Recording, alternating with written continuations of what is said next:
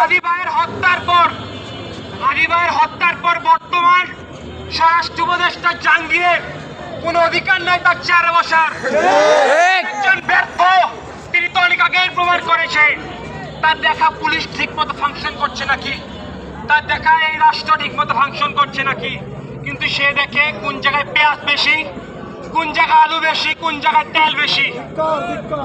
আমরা আমাদের ভাইয়ের কাছে আহ্বান জানাবো, এই অথর্বদের হাত থেকে রাষ্ট্রকে নিয়ে রাষ্ট্রকে উপযুক্ত ব্যক্তিদের হাতে তুলে দিতে হবে।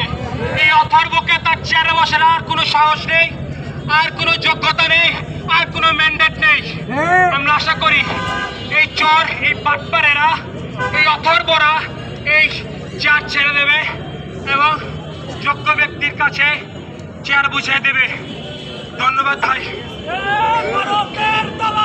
সাবধান হুঁশিয়ার, ভারতের দালালেরা